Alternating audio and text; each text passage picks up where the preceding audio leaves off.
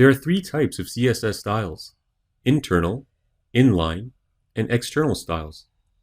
This HTML page illustrates an example of an internal style sheet and inline styles. An internal style sheet simply means that the style sheet is contained in the same HTML document in which the styles are used.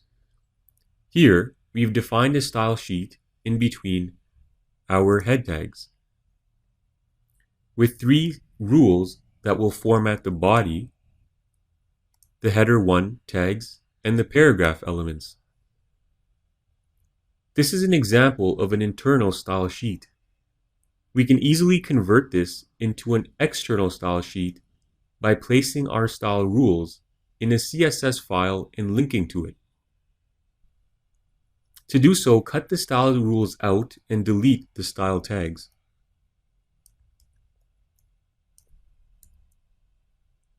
Now create a new file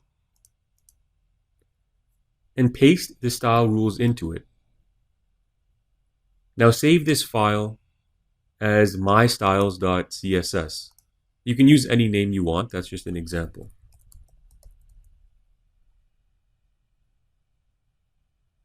Make sure that the extension is a .css file, otherwise this will not work. Now I'm going to switch back to the original file, and we're going to link to our external style sheet using this line of code.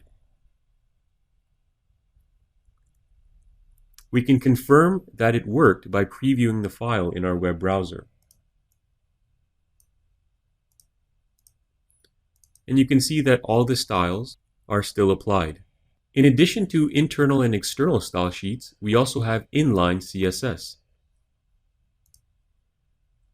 With inline CSS, the style rules are added directly inside the element. For example, here we have a paragraph element with two inline rules. Style is equal color blue and font size 35. We can see in our web browser that the style rules have been applied to this paragraph of text. The text size is 35 pixels and the color is blue. Using inline rules is normally not a good practice because it's inefficient. If we used inline rules on all our pages, we would need to individually open each one and edit the rule. Inline rules also cause unnecessary repetition and increase the length of the HTML code. When possible, use external style sheets.